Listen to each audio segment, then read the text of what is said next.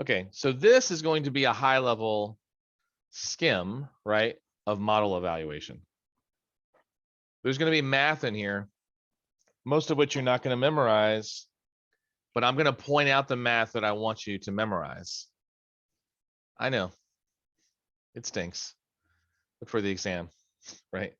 You need to know this. Okay. Don't worry, it'll be simple, just fractions. That's all it is. Fractions with sums. All right, so we're going to talk about model evaluation. So we're going to talk about model evaluation, and then again, some just high-level skims about how to approach metrics to evaluate your model. Most of the time, these are just going to be generated for you, and you're going to be basically evaluating the numbers, obviously, towards a certain direction. Although sometimes higher is not always better, but most of the time, higher is better.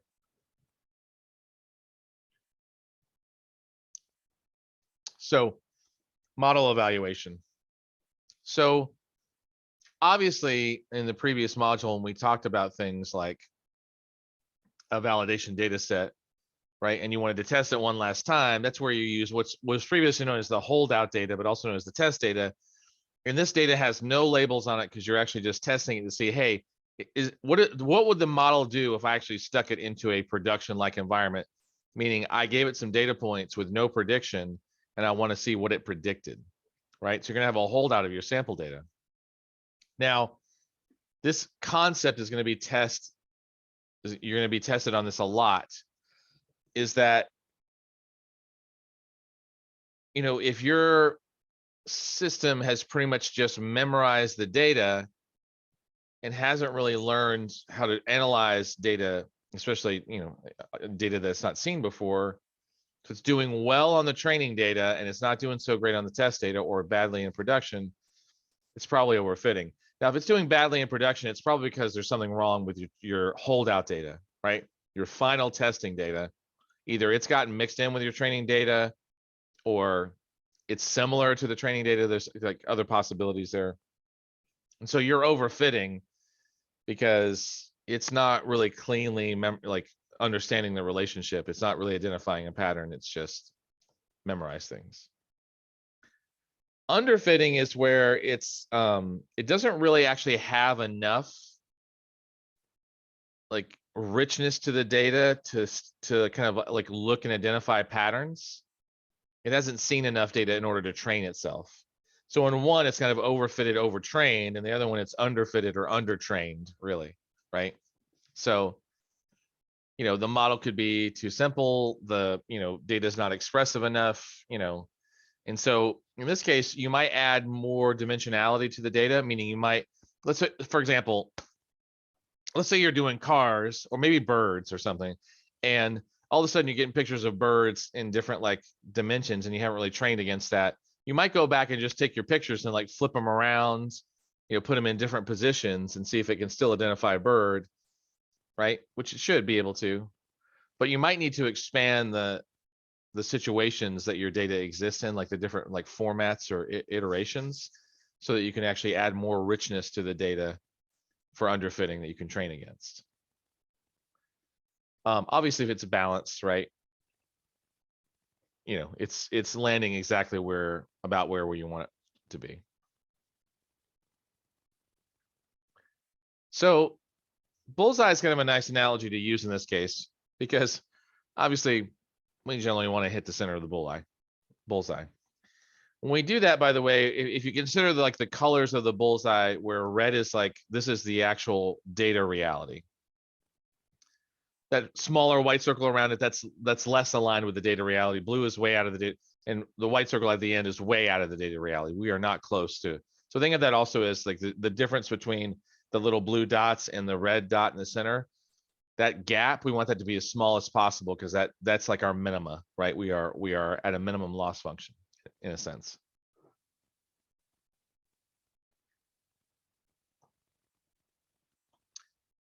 So obviously we want low bias and low variance.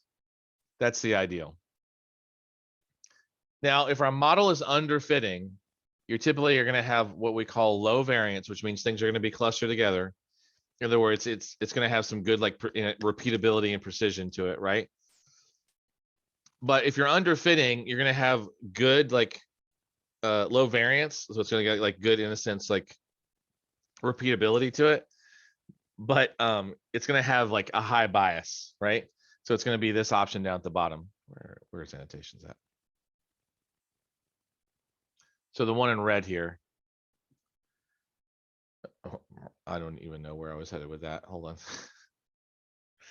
Like this one, right? This would be in red, like that would be underfitting, right? We've got low variance, we've got high bias, which means that it doesn't, it's just making like bad predictions and they're not even close to the reality, but it's making them consistently. It's like pretty narrow because it doesn't have enough data to actually understand the relationships. Now consider then that overfitting is where you have high variance and low bias. So it would be this one. So yellow is underfitting. I'm sorry, yellow is overfitting. So you got high variance, you got low bias, and here's the deal, is that every once in a while, it's accurate. But it's kind of all over the place. It's kind of like, because it doesn't really understand the relationships that it's looking for in a consistent enough manner. It's making assumptions in a sense, right? It's weighting the wrong things at different times. And so it's getting a lot of variability in the output. Now, obviously, in terms of preferences, just out of curiosity, let me just ask class, in terms of whether you'd want to have overfitting or underfitting, which one of these do you think you would prefer if you like were forced to choose one over the other? What would you rather have?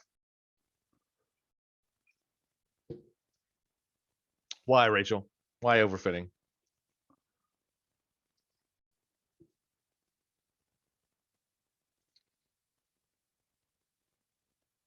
Or really anyone?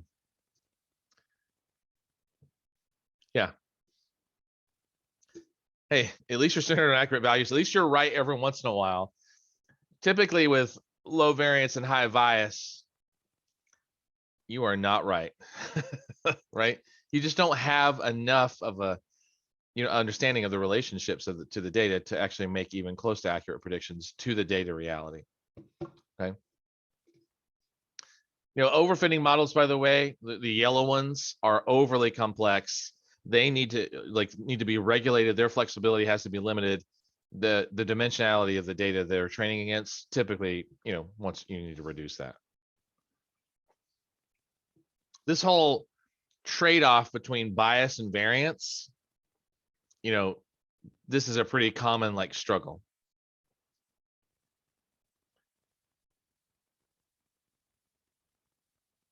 Yeah, I gotta tell you also that like, and I agree with that, Angela. It's like, well, if I'm overfitting, at least I know that all my methodologies and stuff are on the right track because I'm getting predictions correct at least some of the time, right? Now, it might only be a scant few predictions, but at least I know the model could actually make the right predictions if I can scope it, parameterize it, and show it the right thing. So I know then at least my methodology could get in the ballpark if I turn the dials on the things I need to turn to get it close to that. Now, remember, overfitting is typically high variance, low bias. That was the one in the upper right. Underfitting is when you have low variance and high bias. So the opposite, right? Now, so overfitting, again, they don't list the bias, it's high variance, but low bias. Underfitting is high bias, but low variance. Obviously you want lows and lows as much as possible for a balanced.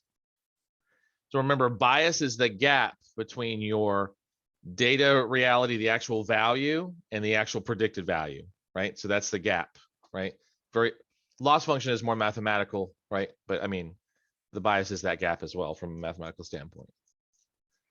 Variance is just how dispersed are your predicted values are. Are they really concentrated because you've got like some good precision there, or are they dispersed because you're not quite sure that you've scoped in the exact weights you need to interpret all the different data to get there to that accuracy, to that level of repeatability.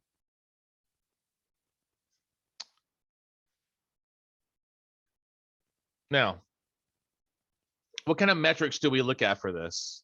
Okay, so there's a couple. Now, the exam for the most part is going to test you on classification problem metrics. I don't even know that they're going to bring up regression problem metrics. They might mention mean squared, RMSE, or R squared, or adjusted R squared, but typically they don't. And I've verified this with other test takers and instructors because I was like, oh, that's weird. They might mention RMSE or R2, but that's it. You're not going to peel this back in any way, shape, or form.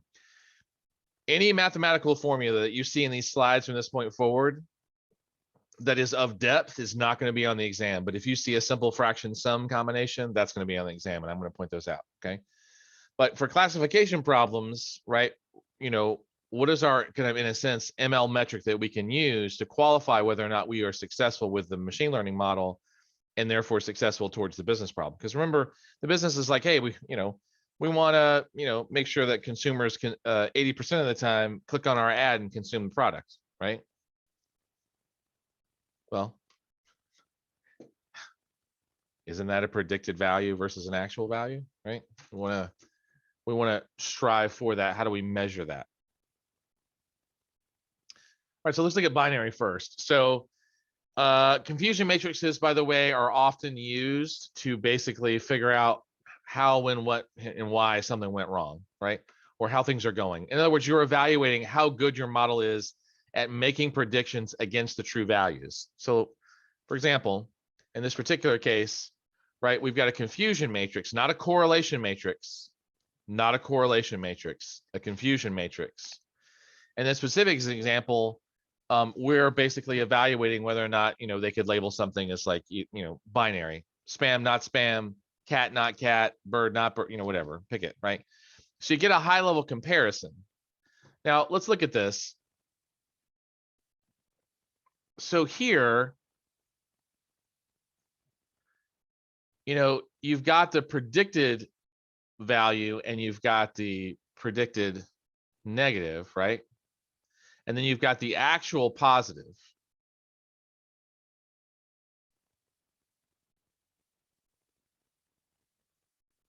And then you've got the actual negative. Everyone following me?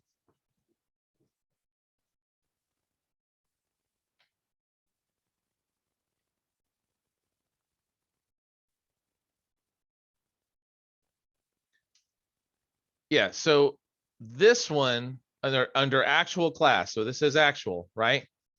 A true negative is obviously truly negative, meaning it was not, I'm just going to stick with cat because I think it's easy, right? It was not a cat. It's not a cat picture.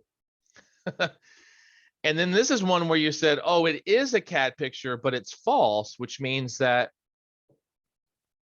you said it was a cat. You predicted that it was a cat picture, right? Because this part comes from the prediction, but in reality,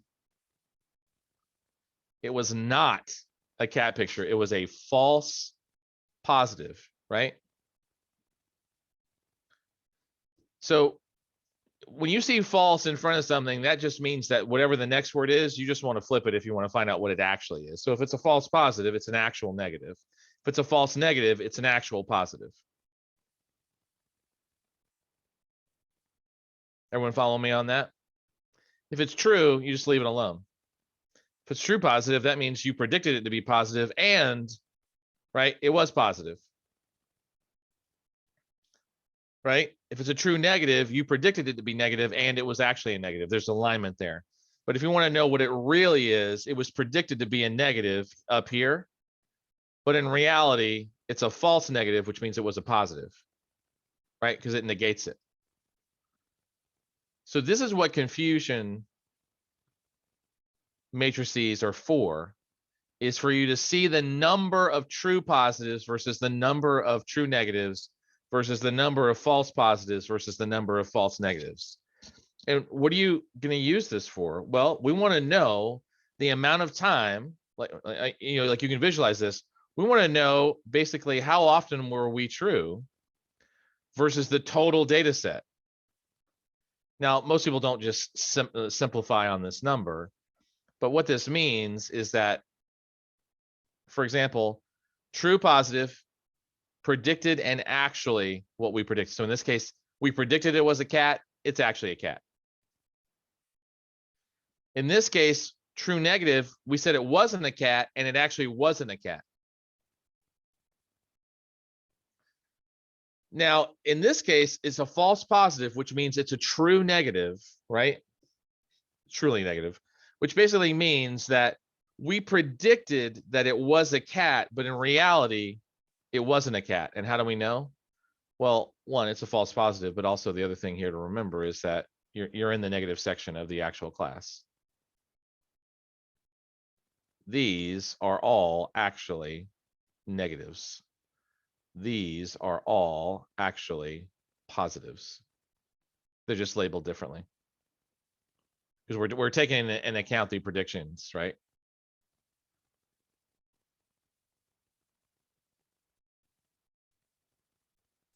And continuing down this road, a false negative is actually a positive, but we predicted that it wasn't actually positive because that's why it's called a false negative. And by the way, if your brain's like, yeah, it's okay. That happens when you first get exposed to it, right? The main thing you need to remember, though, is that we're going to use this confusion matrix to understand where our predictions and our data reality are actual, right, aligned, because we want predictions that, if our model was really good, by the way, like if our model was perfect, just to throw this out there, if our model was perfect, how many false negatives would we have? Someone just throw that out there. Rachel, you're cracking me up. 0. If our model was perfect, we'd have 0. How many false positives would we have if our model was perfect? 0. Okay, just to ask everybody who's done this before, how many times are your models 100% perfect? 0. I say that I have once or twice gotten what I thought were perfect models, but they don't always perform perfectly depending on the data. Plus, there's conceptual drift. Anyway, we're gonna leave that alone. So what this means is that if I have no false negatives, that means I made no bad negative predictions and I made no bad positive predictions. Then all I'm left is where my predictions that I'm making 100% align with my reality. My accuracy is 100%. Right? Are you following me? In other words, the ideal case, if accuracy is the metric we are emphasizing, is that I have no false negatives and no positives, or I minimize those as much as possible because I want to minimize both of them. And I want to maximize how often my predictions match reality, right? You're going to laugh at this. There was a show like 10 years ago on, it was called America's Greatest Psychic, which of course, like all reality shows, weird. I don't watch a lot of TV, so this really caught me off guard. But I went and watched it, and it was shocking. They would put them in these weird situations. Now it's TV, so you're kind of like, and they kept saying how real it was. But like, for example, there was this one case where like the psychics were stuck in a like square mile area and someone was buried right here with like an oxygen mask in the desert. And the psychics would start like over here and they'd like have to like psychically find out where the person's at. And it's shocking how many of them did this. I can't really find the person, but I think they're like somewhere here. They just walked around the person, right? And just to say this, anyway, funny little story. But their accuracy, by the way, was shockingly like 75 or 80%. Like the things that they said would like come true, right? I thought that was a ridiculously high number. My point in saying that is that typically we want to be as good as the psychics. I know, isn't that horrible? Because we're talking about math. Is that typically, you want your models, depending on what the business problem is that, 60% might be good enough because that might be better than the human beings who are only 30%. But typically, we're looking for accuracies like 60, 70, 80%, 90% or higher. Now, obviously, in certain scenarios, your accuracy needs to exceed human capabilities or the math isn't worth it, right? So like image recognition, typically human beings are like plus 95% around that whole thing. And so you need to approach that as well for certain constrained tasks. Now, again, everything I just said is totally qualifiable based on your business problem that you're trying to solve. But coming back to this is that ideally you would emphasize this, and you would have none of these, and your model would be perfectly accurate, and ambrosia would fall from the sky. There'd be peace on earth, dogs and cats sleeping together, it's all that stuff, right? Well, that's a weird statement, so just ignore that last one. Okay.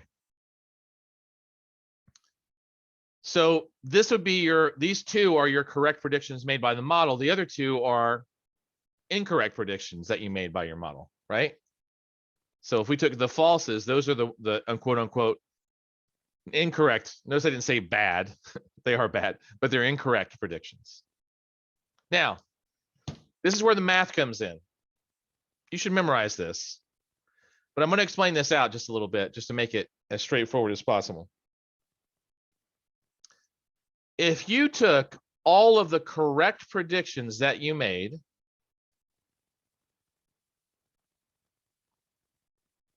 and you divided it by the total number of predictions that you made,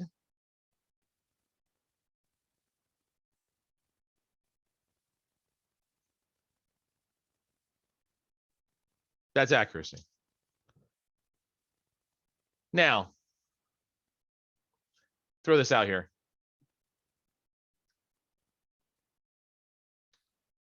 If this is 50%, I'm sorry, let me rephrase this. If this is 50, this is 50, and then this was 50, and this was 50, and these two were 0, your accuracy would be 100, right? So this is the part, by the way, where the false is the incorrect predictions that you made when matched with the correct predictions that you made. This is where the incorrect ones are going to skew you, right? Because, for example, let's say that you had 25 true predictions and 25 negative predictions, right? As an example, that equals 100, right? And by the way, these are the kind of numbers they're going to throw on you in the exam because they realize you have to do this in your head. And then let's say you had another 75 false negatives and another 25 false positives. So 100 divided by 200.5, there's 50%. That's your accuracy rate, right? By the way, those are the numbers they're going to throw at you. Is they're going to make sure they match to something that can easily be divisible in your head. But you want to memorize this formula. You're going to take everything that's true, that's correct about your predictions, and you're going to divide it by the total sum of all the predictions that you made. Does that not make sense to anybody? Or do we want to peel this back more?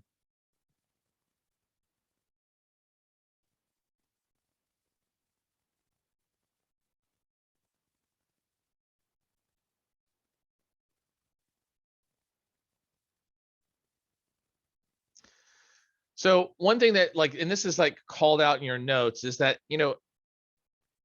accuracy is particularly widely used for classification problems, because that's what we're talking about, right? We're not talking about regression. It's got limitations. It's really less effective. And let me just make sure, speaking of this, it's really less effective when wow, that is huge. When you have a lot of true negatives, right? It's less effective when there's a lot of true negative cases in the data set. So remember, we talked about this before, right? If you've got 3% negative, sorry, that's not what I said. If you've got 3% or 5% or 10% true positives and the bulk of it's true negative cases, that's not going to work, right? So one, you want it with imbalanced data sets, accuracy may not be a good option, particularly when it's imbalanced towards the true negative cases, right? In that cases, by the way, if you've got more pictures, for example, in your training data of not cats, and you've only got 20 or 30% of cats, what will happen is accuracy may not be a good option, because what will happen is that you're training it to recognize what's not a cat. You're not really training it to recognize what's cat, right? So just something just a perspective to maintain is that Amazon's going to say, hey, accuracy is not great when you've got a lot of true negatives. So you not only want to memorize that formula, but you want to memorize that a lot of people won't use accuracy if they're concerned about the effects of a large amount of true negatives in the data set. Of course, this isn't the only metric in town. What if instead we wanted to like minimize, right? Like for example, false positives. Like we were concerned about the impact of like false positives against our, against our model, like against our predictions, right? So in this case, this is where precision comes in. Now, follow this. So notice that this is an emphasis on prediction, right? So we predicted that this was going to be positive both here and here. Out of the number of positive predictions that we made, how many of like, what is our percentage of like, in a sense, how precise are we in actually making true predictions based on the total number of positive predictions that we made, right?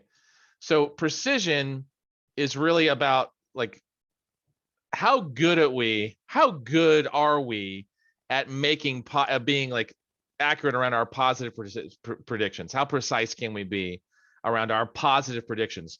And the reason for this is that we're trying to figure out how like weighty our false positives are, because the higher the number of false positives, the lower this number is going to be.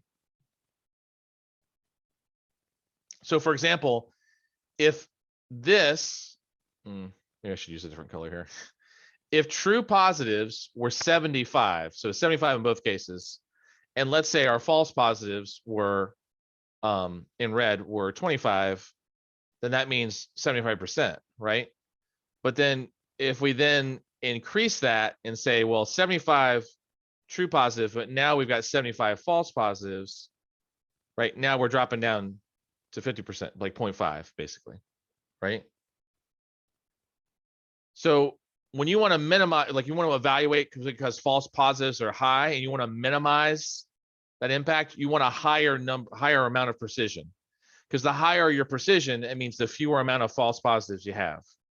You might say, well, Michael, right? Why would that be a big deal? Why would we want to minimize the number of false positives? For example, spam. If you like, we're classifying this, and in half the emails that came in, you classified as spam, and the other half you classified, right? In other words, let me rephrase that. Let's say you came in and like 75 out of, whatever the total number is, like 75% of the time you were able to accurately classify it as spam. But then you also, by the way, like let's say 20% of the time misclassified stuff as being spam and it wasn't spam. What would happen then? Then you end up going into a spam filter. People lose access to the email. That's not going to work, right? You don't want that. So what you might want to do there is make sure your model de-emphasizes false positives, like minimizes the cost of them by lowering them as much as possible, so that you don't falsely classify something as spam, which is then going to block the user from getting access to the email. In other words, you would rather them get a spammy email than not have access to the thing, because you've got some kind of secondary mechanism like security training, which can teach the user not to click on things. I don't know about you all recently, by the way, just to say this, Google's like spam filters, they've gotten really sophisticated, some of the spammers. I'm now getting emails that are part of existing threads on other email servers. Man, those guys are good. Sounds like they're using some machine learning. So the idea around precision, first of all, is you take the total number of positives and you divide it by all of the positives. So true positives divided by all those, the true and the false positives. Now, one formula that I recommend that you could possibly use to memorize this is that if you memorize this formula, this is the thing you're trying to minimize. And to give you a preview, when we get to recall, which is also known as sensitivity, it's the same thing. The formula in the lower right-hand side, that characteristic, like false negatives or false positives, that's the one you're trying to minimize. You're trying to reduce that as much as possible, and that's the one you're most concerned about. So on the exam, if they say, well, which you're going to use if the cost of false negatives is really high, well, you're going to use recall. If the cost of false positives are really high, you're going to use precision. And you're going to say, well, Michael, you haven't shown us recall yet. How do we know that? I'll show you now. Right? This is recall. Notice that I just changed the formula. What changed about the formula? I just threw in false negatives in there instead of false positives. But before we move on, I just want to make sure that's clear. You're going to memorize this formula.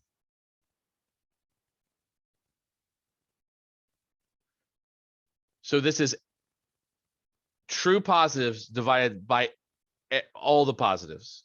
So true positives divided by all the positives. Okay, this is precision. Now for recall or sensitivity, if we look over on the right-hand side, the distinction here is that here we're emphasizing what was actually positive. I know that sounds weird because before when we were looking at precision, we were basically just emphasizing what we predicted as positive out of the total number of positives. Here what we're doing was we're saying, okay, look, out of our total positives, right? How many times out of the total things that were actually positive did we actually predict that they were positive? So out of the actual reality of what was actually positive, how many times, like, how good were we at predicting what was actually positive out of that, out of the positive statements?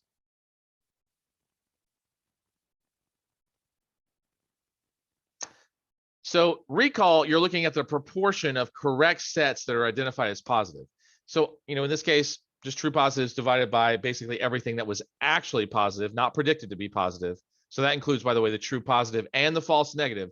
Because remember, a false negative is actually positive. It was just predicted to be negative, but it was actually wrong.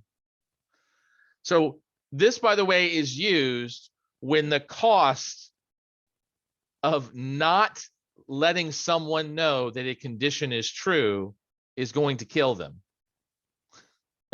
or wreck somebody or hurt somebody or cause an explosion or cause someone to get shot.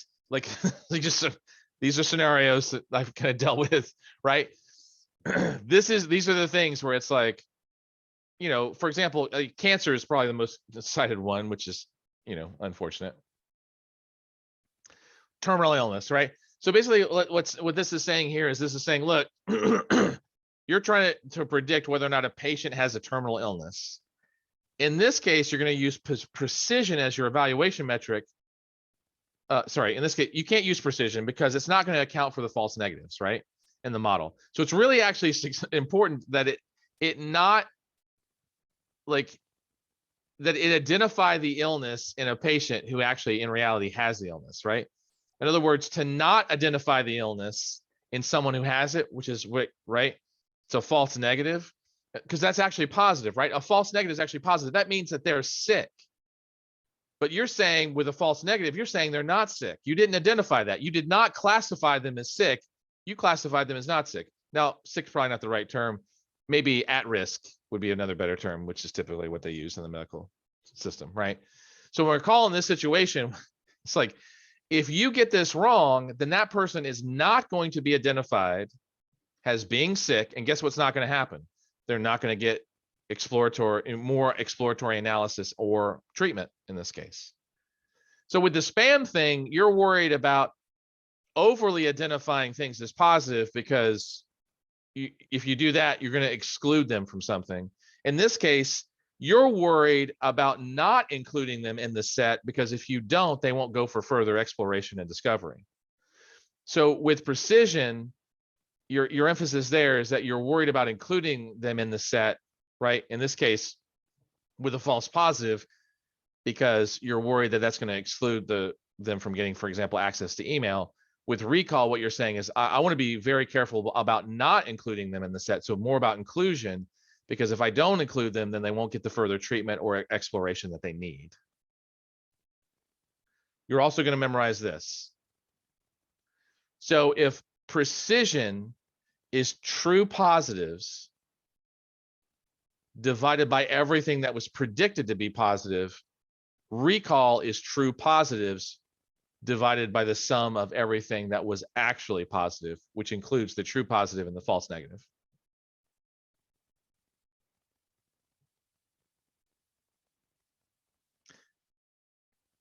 I think in the practice exam and definitely on the exam, they are going to test your ability to do the math for recall, whether you can figure out whether to use recall or precision. And it's all going to be about dollars, right? If you want to minimize false negatives, because the cost of a false negative is higher than a false positive, you want to use recall. If the cost of a false positive is higher than a false negative, you're going to use precision.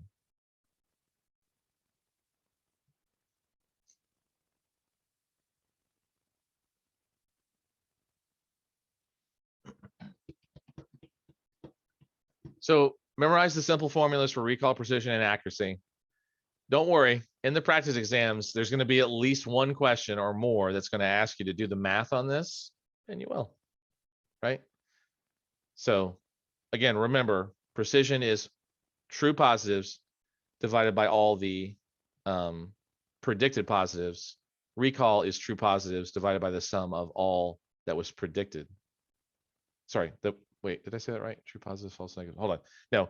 So precision is basically, yeah, no, I said that right. So precision is true positives divided by everything that was predicted to be positive, right? Recall is true positives divided by everything that was actually positive. So that includes false negatives and true positives. So when the cost of false negatives are high, recall. When the cost of false positives are high, you're going to be looking at precision.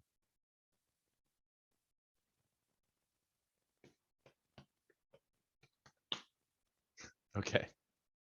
Some of you are like, I already know this, Forrester. Let's move on. Okay. The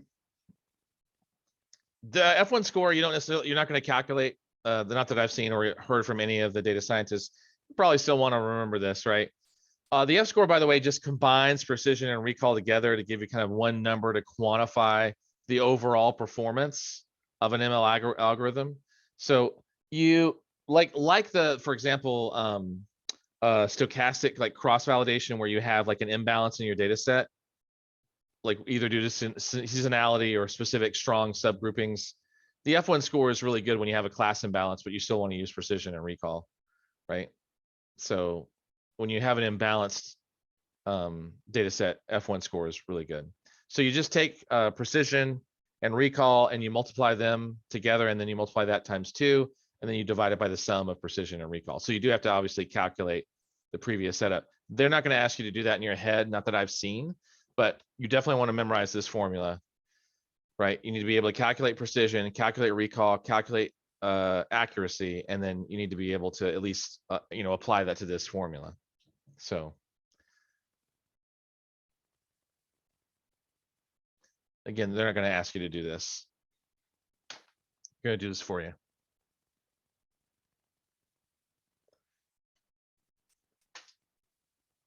Moving through, and because we're still on classifications, right?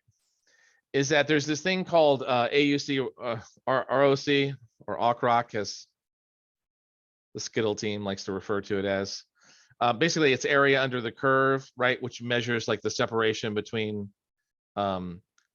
positives and negatives, right? Versus receiver operator characteristics, which is like a probability curve. What this does is it's really just a performance metric for a classification problem at various like threshold settings. And what happens is that you're plotting different like confusion matrices at different like thresholds or like score points, if you will. Like the threshold being by the which, like at what point in time do you say, like if we're up, above this level of certainty that we classify them as this versus this level of certainty, we classify them as this, right? And so you're going to use different score thresholds depending on your business use case and what the cost is for false positives versus false negatives. But AUC ROC basically uses sensitivity, right? The true positive rate, which is what we were just looking at, recall, and specificity,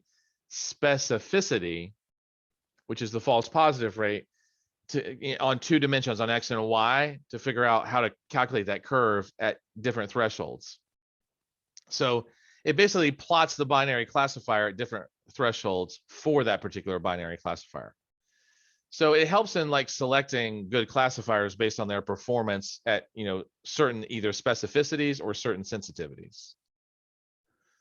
Now, there's like meta here, for example. Notice here that initially it's like how often your model classified actual spam as spam on the left-hand side. as you go up, right, in terms of like accuracy, notice that you didn't really lose a whole lot here. Actually, I probably should draw that out. Why am I using my hands? Notice here, as you go up this chain, your sensitivity has increased, but there's a certain threshold at this particular set of parameters where when you cross this line, you only get small gains, but you're basically like specificity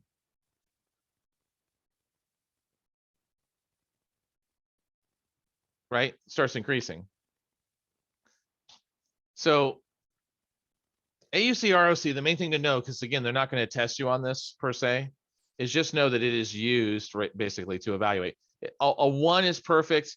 You are not classifying better than just flipping a coin if you're at 0.5, which is really kind of what this middle line is right here. Right? But if you're here, then you're actually doing pretty good. I just want to make sure, because the previous slide said that the x-axis is 1 minus specificity, but on this one it says just specificity. Wait, say that again. Or not the previous slide, sorry. Oh, on my notes it says false positive rate on the x-axis is 1 minus specificity. Oh, the student guide that you have Yeah, on this particular slide or this one? on the one you are on right now. Wait, and what does it say exactly? It says false positive rate 1 minus specificity. Oh, the false positive rate is 1 minus specificity. Mm-hmm. Yeah, I don't know. That's interesting. Not sure why I would say that.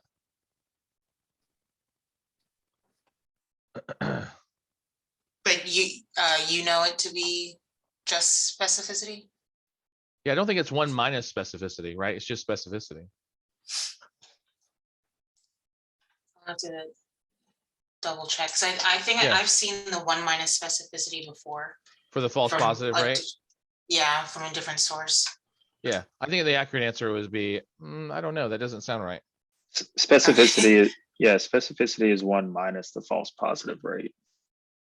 Yeah, 1 minus the false positive rate, right? Right. Yeah. Oh, is that what it's saying? I thought you were saying it was 1 minus specificity. No, I'm seeing the same notes as her. It does say that. Yeah, yeah. In the Okay, yeah. parentheses of specificity, it's 1 minus, but it's actually 1 minus the false positive. Well, positive, yeah, not 1 minus specificity. Yeah. Wait, sorry. So specificity equals 1 minus false The positive false rate. positive rate. Yeah.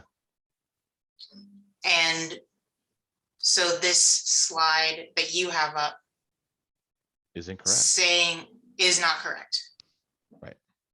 Yeah, Okay. it should be 1 minus the false positive rate. Okay, yeah. Yeah, I mean, technically neither are right. Say more about that, Derek. Yeah, well, I mean, just like 1 minus specificity is just as wrong as this slide where it's not 1 minus false positive. Mm-hmm. Okay, and how would you state that then? They're both wrong. No, I mean, like in this particular example, it should be 1 minus false positive rate equals specificity. On the Right. notes that we see, it's saying false positive rate equals 1 minus specificity. Right, and it should be reversed. Correct, yeah, so neither are right. Thank you. Okay, I don't know what that other vendor was talking about then, I guess. Okay. Whoops.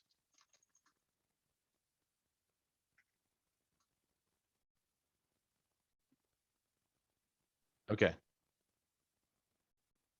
Yeah, I thought that was, technically true.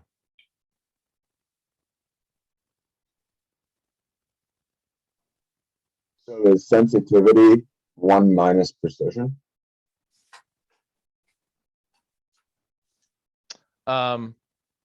No, because like recall is just straight up sensitivity, right? Uh, Right? Okay. Okay, so again, a mathematical way of you calculating basically and evaluating the model. Like how strong is the model? How good is the model at classifying? Is it better than a coin toss? Is it perfect at one? Right? Obviously you want better than random. So you want to be mindful of that, right? And basically, if your model's not really doing better than a coin toss, then you need to go back and evaluate the model. Now, as far as the regression problems go, as far as mean squared error, R squared, and adjusted, what if you're dealing with a regression problem and you're not dealing with a classification problem? So you're not looking necessarily at like how good at you are classifying, versus true positive versus true negatives versus false positives versus false negatives. You're not looking, for example, at accuracy. You're not looking at recall. You're not looking at precision. You're not looking at, the area under the curve, right? You're not looking at probability curves, right? This is more of a numerical problem. Now, these are just going to be mentioned. So I'm going to show you some formulas, but you do not need to remember the math for this, for mean squared error or for R squared. So, because what's happening here is that you're making numerical predictions, right? And what's interesting about that is that here you've got like your predictions, and then you've got the actual like representative data set, and you're basically taking the difference between what you predicted, the actual data points and value, that, in this particular case, you're taking the prediction, the actual value, you're squaring the difference, right? You're taking the difference between the prediction and the actual value. You're squaring that particular difference between the prediction and the actual value, and then summing up all the squared differences for all the operations, right, between the actual and the predicted values, right? And like, with scikit-learn, you can just call this directly, from the library. Yeah, so my slides are wrong, by the way, just to check. The ones that you have technically are correct.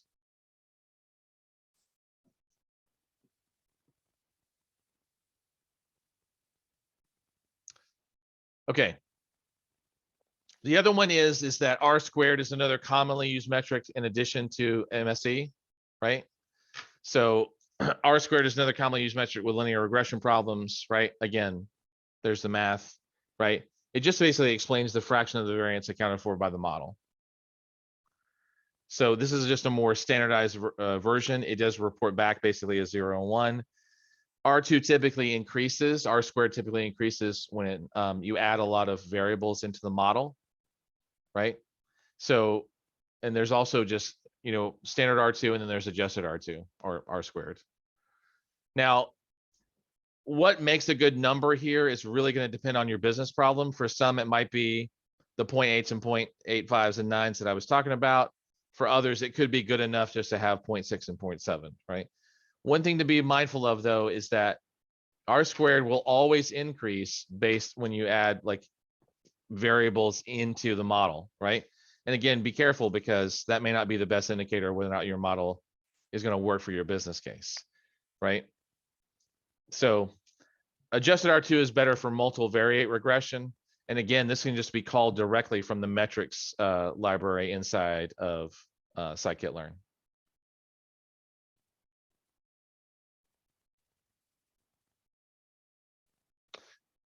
And so as far as the exam goes, remember that they may ask you very few questions about RMSE or MSE. They're going to ask you mainly questions about recall, sensitivity, the F1 score, and accuracy.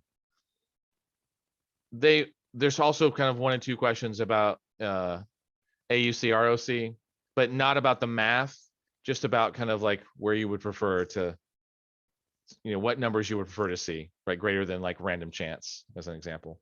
0.5 versus 0.1, I'm sorry, versus 1 being perfect.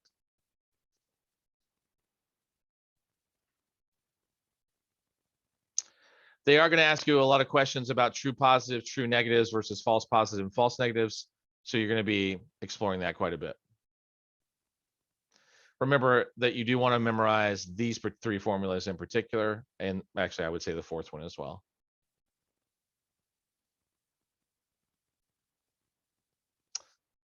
Okay. It seems like there's some missing there, actually. You know, again, remember which metrics are going to be appropriate for classification style problems, which ones are going to be appropriate for regression. And then, you know, remember if it's doing poorly on the training data, maybe it did great on the testing data, but it's doing badly in production, then there's been some kind of mix up between your testing and your training data, also known as your holdout and your training data. If it's just doing badly on the training data, then it's underfitting right at that point in time. So you need to basically either decrease regularization or add some kind of dimensionality to your data if you're underfitting. If you're overfitting, right, you either want to increase, like reduce model flexibility, right? Or you want to reduce the dimensionality of your data set, or even search for things like correlation or whatnot.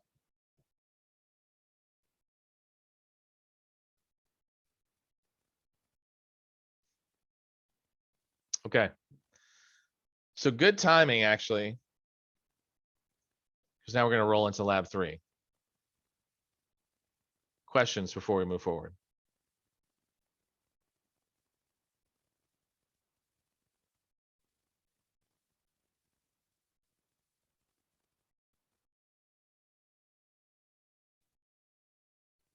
Okay.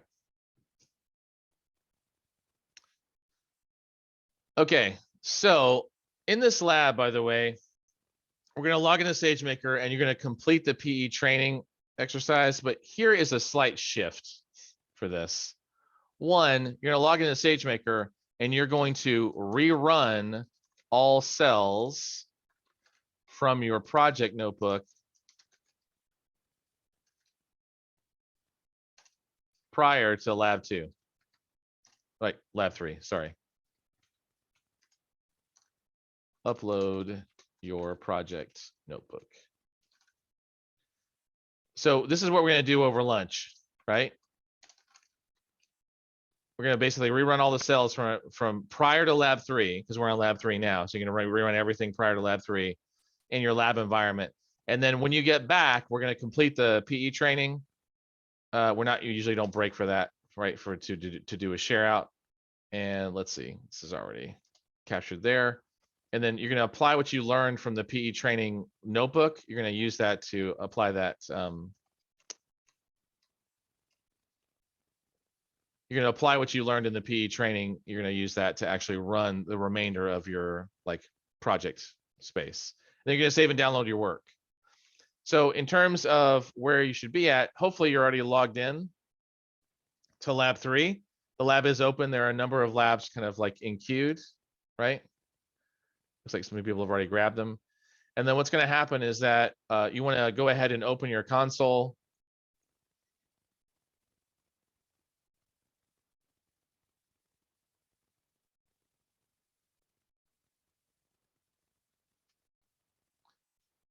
It's AWS student. Get logged in. Oh, really? Let's go check and see. Let's see, copy my account. Copy my password.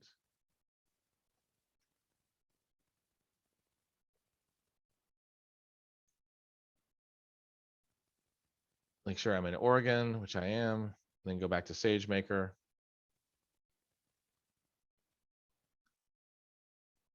And then I'm going to go into notebooks, go to notebook instances. So hopefully all of you hit start already and you're getting, it should like instantly provision. In this case, you're going to open Jupyter. Once you get to the notebook instance,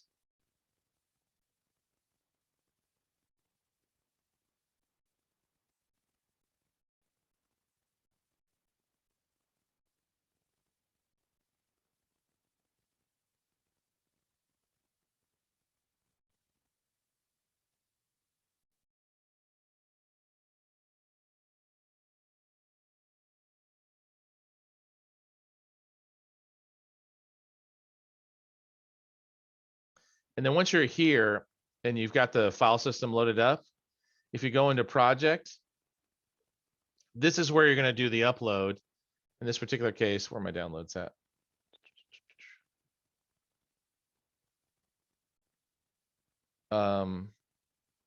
So this is me doing flight delay post lab 2, for example, which I just labeled that. So I'm going to upload flight delay and remember to hit the upload button. Now, once flight delay post lab 2 is uploaded, I'm going to open the notebook, which by the way, should take like just like less than a second. I'm going to open the notebook. And one of the first things I'm going to do once the notebook is open is I'm going to go back to my instructions. I'm going to go grab my lab bucket name. So make sure you've copied your lab bucket name.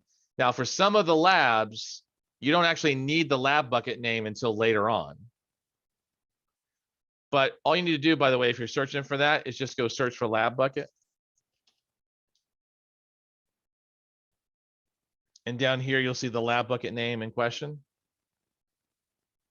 In here, we're just going to enter the bucket. Now, once you've put your lab bucket name inside, then look for lab 3. So this is the end of lab 3. And actually, we're already doing lab 3. So let's do lab 2. Let's do lab 2. And what you're going to do is you're just going to click on that cell that contains end of lab 2. And you're going to cell and click run all above.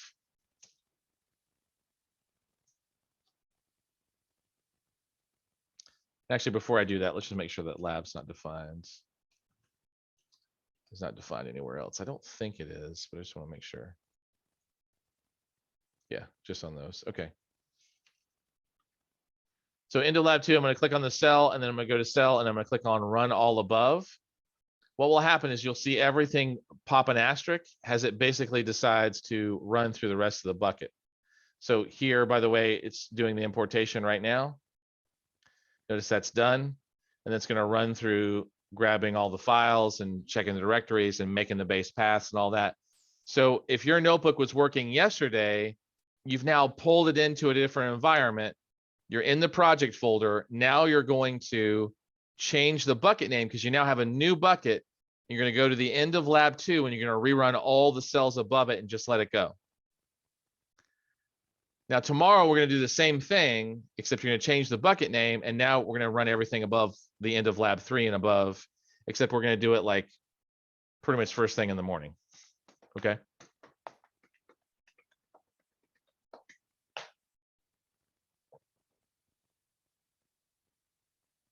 Okay. At this point, is everyone where they need to be?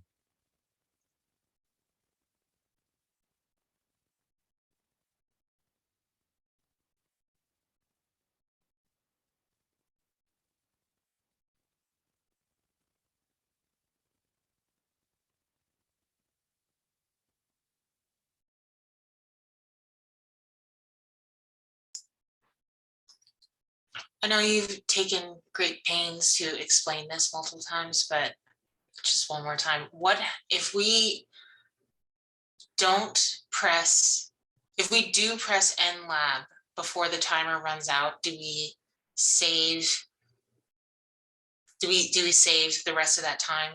And then like when we do the lab again later, will we still have, say, 5 hours on the clock? No, it's gone.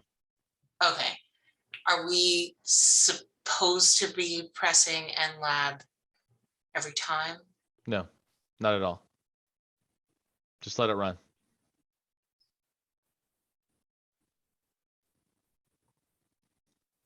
Yeah, just let it run. You don't press end lab when you're done. Just leave it alone. You can close the web page if you want to. It's still running there in the background. That's just something we've learned, to just let it run so you can go back and grab it.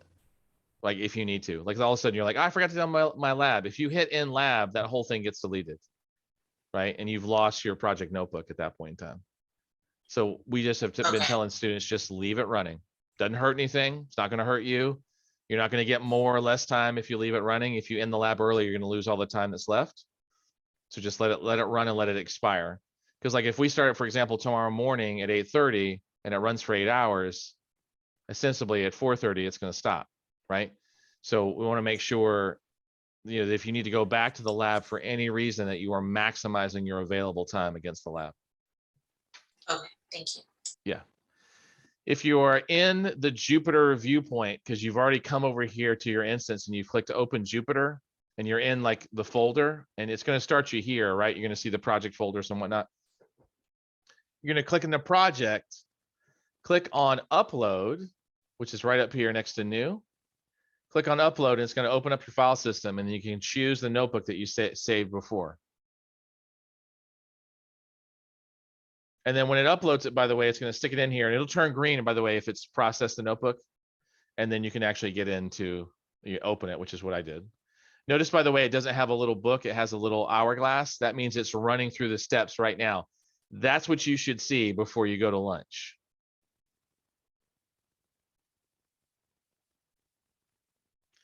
So yeah, Nicolas. Yeah, so Nicolas, you definitely want to re-import the project that you exported at the end of the lab yesterday.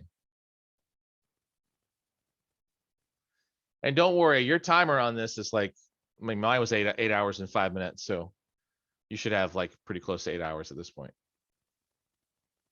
All right, so once your notebook is imported into that instance for lab 3, and you've run everything from lab 2 and above. So all you need to do, by the way, is replace the bucket. So remember to replace the bucket first. So you got to replace the bucket in your file, then go to the end of lab 2, just search for lab 2, right, click this to make sure it's highlighted, and then go to cell and then run all above and just let it go. Just let it do its thing. If you forget to replace the bucket, by the way, it's going to fail. So make sure you've replaced the lab bucket before you go to lunch.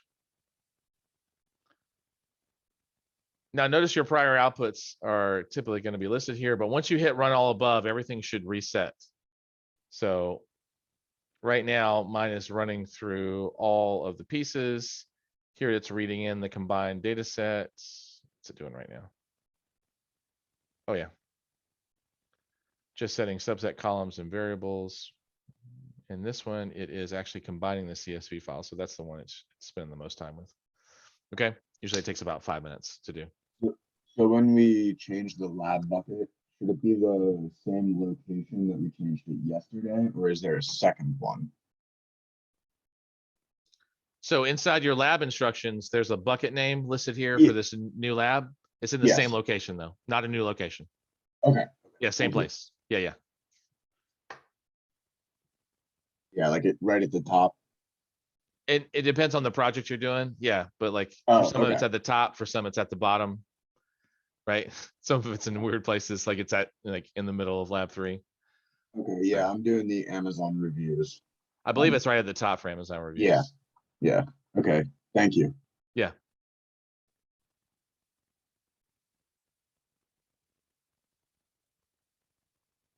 No, Nicholas. So to go back to this set of instructions. No, that's model training. Hold on.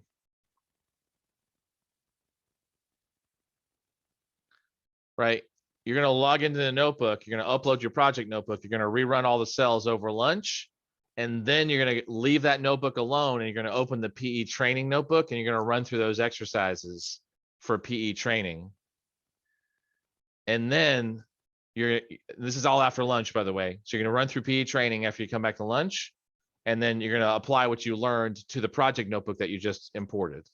But you got to run all the stuff from lab 2 first. Otherwise, you're just going to sit there and wait when you come back. And I don't want you running PE training stuff and your project notebooks at the same time, because you got a finite amount of resources. It'll go faster if you can not do them at the same time. Just to say this. Okay.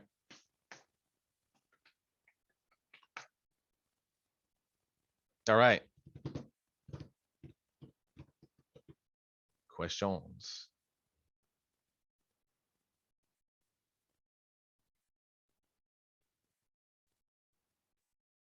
All right.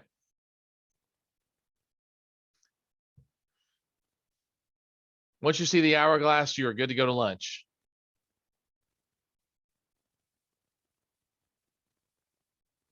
Oh, we're coming back at lunch. We're gonna do 105 today. So at 105 Eastern, we're coming back. So about 63 minutes.